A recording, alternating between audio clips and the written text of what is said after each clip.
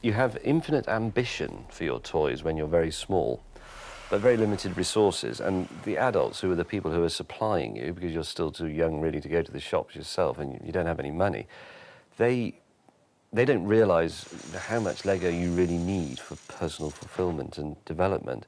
And also things like Scalextric sets are really priced not to suit the ambitions of me at the age of 8. They were priced so that they came in neatly at a price point for my parents and their sort of average pockets.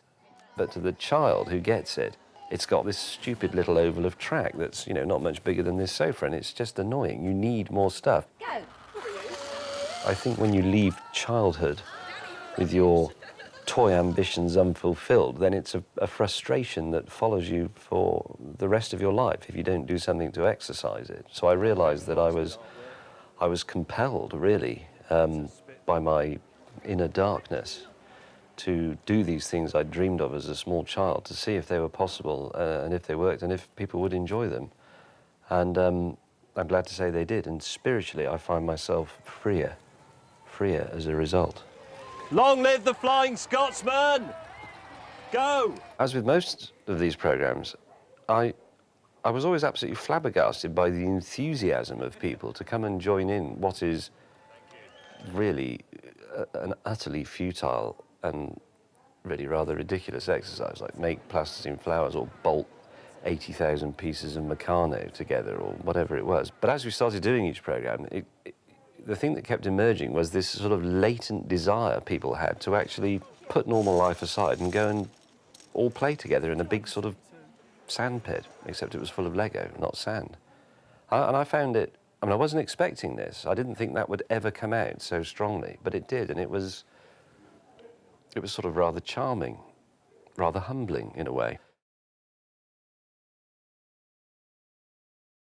I'm not trying to take credit for it, because I didn't make the garden. I simply had the idea and you know, directed people towards this idea. But I thought it just looked absolutely fantastic. I just couldn't believe, A, how convincing some of it was, and just how sort of psychedelic and cheerful some bits of it were, and just how well the whole thing had come together. I mean, it was a cheesy garden design, deliberately. We didn't want to sort of detract from the miracle of plasticine artistry by coming up with a very, very clever, very, very alternative, abstract, challenging garden, which I know is what a lot of people do at Chelsea. We just made a sort of cartoon country cottage garden thing and then made it out of plasticine.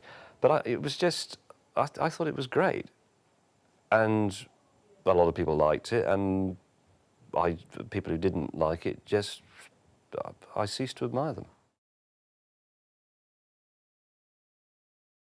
The thing I loved about our finished Spitfire was that it looked like a Spitfire and it looked like an Airfix model, because it wasn't quite right, but you knew what it was supposed to be, but you could see that it was Airfix. You know, a couple of bits of it was slightly wonky and the paint wasn't exactly the right colour, but I loved that because I thought that looks like it's been made by the hands of children who can't quite wait for things to dry, and it made it very sort of magical.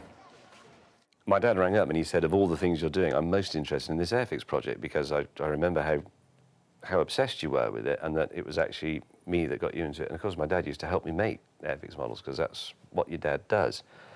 And I said, well, yeah, come along on the day when we're doing the build, and I said, you might have to hang around a long time because it's television and it takes a long time to do this stuff. And he says, no, that's fine. So I booked him and my mum into a hotel, and then when I mentioned this to the producer, he said, well, he should be in it. And I thought, well, yes, I suppose he should, because it's because of him that I've ended up here trying to realise this deep-rooted Airfix ambition to do one full size. And he was actually quite useful, because he's a sort of technical man, worked in industry and so on, so he had some very good ideas about picking things up and sticking them together and putting the paint on. Although the students were the least able to explain how they could make theirs work, their idea was so amusing and so clever and so obviously inspired by drink, really, that we just wanted to use that one. So we then, combined them with some expert engineers to make it work. But it was quite an ambitious idea. When we devised the bridge idea, we believed the canal was something like 9 or 10 feet deep. So we thought, well, if I fall off, that doesn't matter, and it's quite amusing because I'll just fall in the canal, then I can get out of the steps and have another go. But gradually, in order to make the bridge mechanism work, it had to be raised and raised and raised on wooden plinths until it was more than twice as high as it had been originally. And then we discovered that actually at that time of year, the water in the canal is only actually about 3 feet deep. So if I had fallen off, there was a good chance I'd have broken my legs or my neck or something. So I had to wear that inertia reel safety harness. It's only a piece of wire, but if I'd fallen off, it's like a seatbelt. You know, you only fall a couple of feet and then it goes donk. But the trouble is that being there actually made it harder to walk across because it sort of pulls slightly in one direction or the other. And if you're already a bit vertiginous and your head's swaying a bit and you're scared, frankly, then the health and safety device makes it more dangerous. Toy trains I genuinely love, and I have some. I always used to keep it quiet, but I'm now going to admit it. I do have some toy trains, and every Christmas I put the train set up.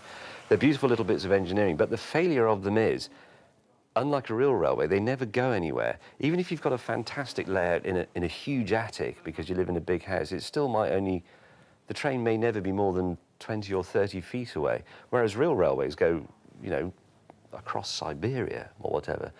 So I wanted to send a little toy train on a scale, real-size journey. So 10 miles seemed good to scale. That's 760 miles. That's sort of like going the length of Britain, and that's, you know, a train should be able to do that.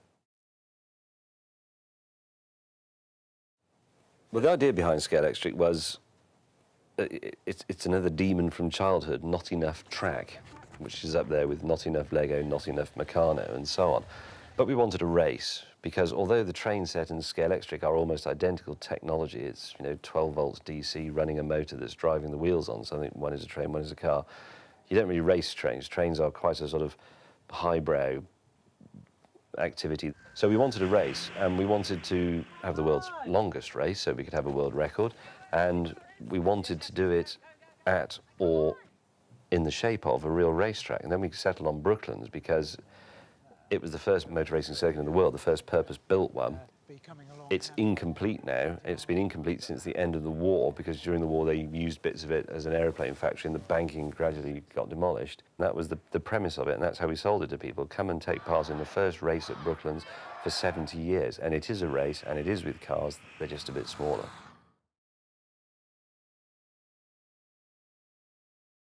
A lot of people, this is possibly more true of Lego than any of the other projects, people just came and wanted to make that house. And even though it became very difficult, and there were all sorts of structural problems and legal ones, because it has to be treated as a proper building and so on, they still stuck with it and made all those bits and made the bits of furniture and the fittings and made it all go together. And they really did devote themselves to it. And in the end, I thought, all this work is only going to last for about 3 days, and then we are obliged by circumstance to pull the thing apart. And I don't think I could bear to see it. But that was a few weeks ago now. Now the trauma of it, the initial trauma has passed. A part of me, in a way, has now become quite pleased that it's gone, because it sort of lived very gloriously and perfectly. You know, it's the evening star burning brightly and all that stuff. And given more notice and more time, maybe we could have found somebody rich and eccentric to rescue it and put it in a gallery or in the garden of their house or whatever. I mean, I would have had it in the garden of my house if I had a garden, but I don't. But it would have decayed, it would have faded in the sunlight, you know, bits would have been nicked, it would have fallen down, and it would have faded away, which would have been a shame. I think at least this way, it was fantastic. It's been superbly recorded in photographs and film, and it's one of the most amazing and stunning things I've ever seen, the Lego house. It absolutely took my breath away when I saw it finished and polished up and cleaned and with all the furniture in. I was speechless. It was just, I wanted to live in it forever. And we can remember it like that.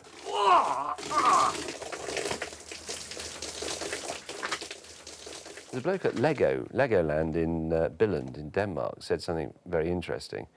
And it was very surreal, because he was a retired bloke, but he kept himself amused and earned a bit of extra pocket money by manning the Klondike Peat gold mining attraction, or whatever it was, at Legoland. Anyway, he said, I love coming here, and he said, I like playing with the Lego. And I said, oh, do you think it's good for you playing with Lego? Because a lot of psychologists and so on say that it has genuine therapy value for sort of traumatized minds and so on. And he said, yes, the day you, what was it he said, how did he put it? He said, the day the day you stop playing is the day you start getting ready to die. And I thought that's like the moral for the whole series.